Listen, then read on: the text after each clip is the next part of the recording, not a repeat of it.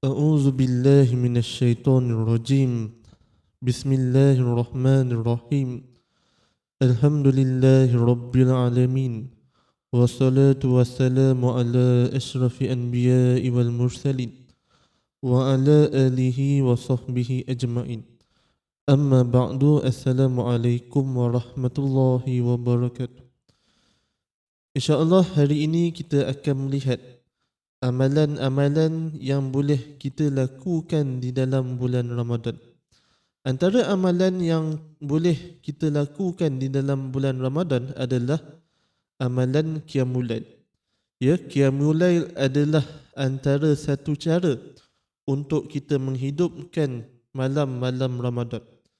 Ya, di dalam Qiyamul Lail terdapat dalamnya ibadah seperti tahajud, ibadah seperti membaca Al-Quran, ibadah seperti berzikir, ibadah selawat dan lain-lain lagi amalan yang soleh. Ya, kita lihat di dalam surah Al-Isra ayat 79. Wa minal laili fatahajjad bihi nafilatan laka asa'an yab'asaka rabbuka maqaman mahmuda. Ya, dan bangunlah pada sebahagian malam dan kerjakanlah solat tahajud padanya sebagai solat tambahan bagimu.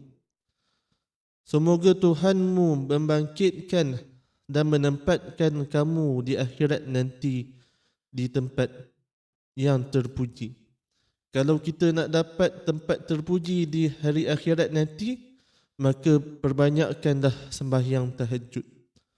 Menurut Imam Ibn Katsir, dalam menghuraikan makna tahajud, beliau berkata bahawasanya sesungguhnya tahajud adalah satu amalan yang dilakukan selepas tidur. Jadi kalau seseorang itu nak melakukan tahajud, maka dia perlulah tidur terlebih dahulu.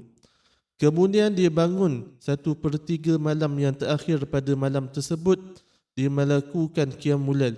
Kemudian dia melakukan tahajud. Sesiapa yang mengerjakan qiyam pada bulan Ramadan, maka dia akan mendapat ganjaran yang besar.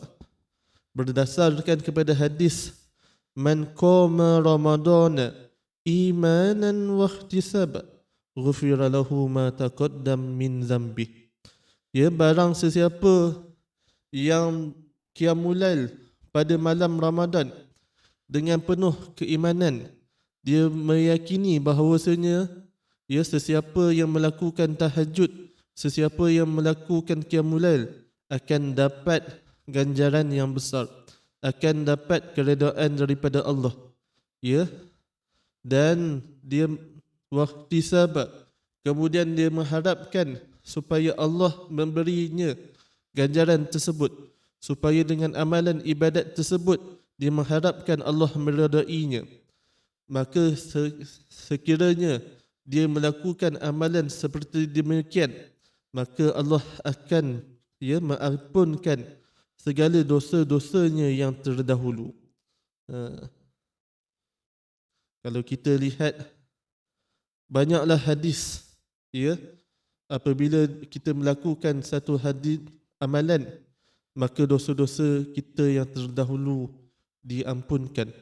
Ya, Allah ni memang besar rahmatnya.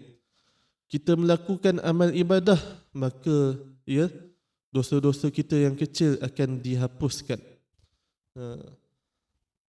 Tak kiralah ya amalan itu besar ataupun kecil. Ya, rahmat Allah dia nak bagi kepada hamba-Nya, dia akan ampunkan dosa-dosa yang kecil dengan memperbanyakkan amal ibadah. Tetapi apabila dosa itu dosa besar, maka seseorang itu wajiblah dia bertaubat kepada Allah Subhanahu wa taala. Sesiapa yang mengerjakan qiyam bersama dengan imam sehingga imam selesai qiyam, juga akan mendapat ganjaran yang besar berdasarkan hadis Rasulullah sallallahu alaihi wasallam man qama ma'al imam hatta yansarifa kataballahu lahu ma qiyaman lailah. Sesiapa yang solat qiyam bersama dengan imam sehingga selesai.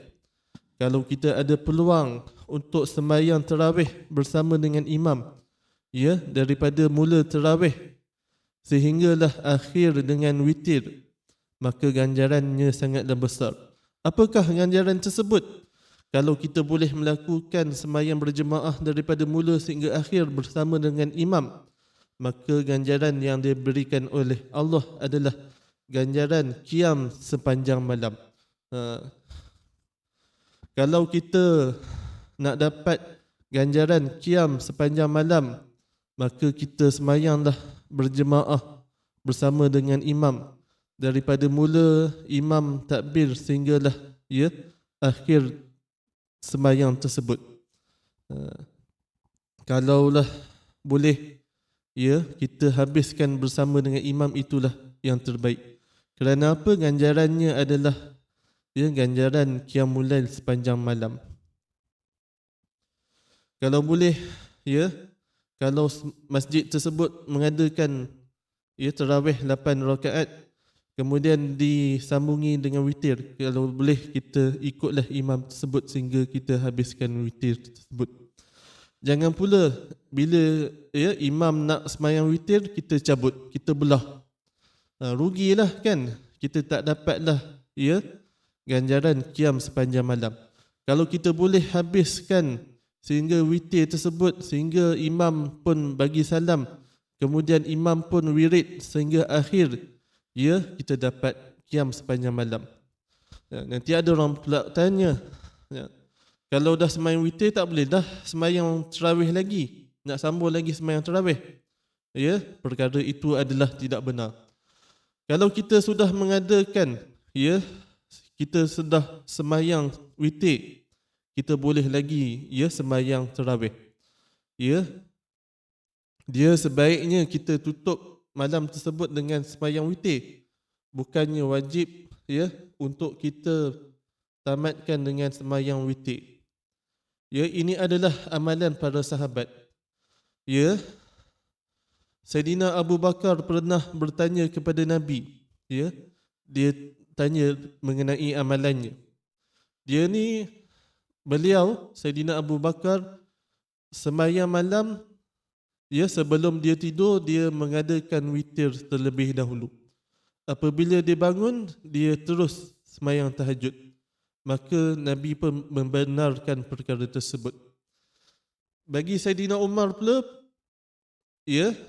Saidina Umar bertanya kepada Nabi, boleh tak kalau aku melewatkan witir, aku bangun tahajud, kemudian aku witir? Maka Nabi membenarkan perkara tersebut. Maka kita pilihlah, nak witir sebelum kita tidur ataupun nak akhiri dengan witir. Kalau kita ni lemah, maka kita sebelum tidur kita solatlah witir terlebih dahulu. Kalau kita tahu kita ni kuat nak bangun tahajud, maka kita akhirlah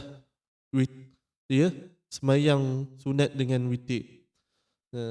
Bukanlah kalau kita sudah solat sunat witir, kita tidak lagi boleh sembahyang sunat yang lain, itu adalah tidak benar.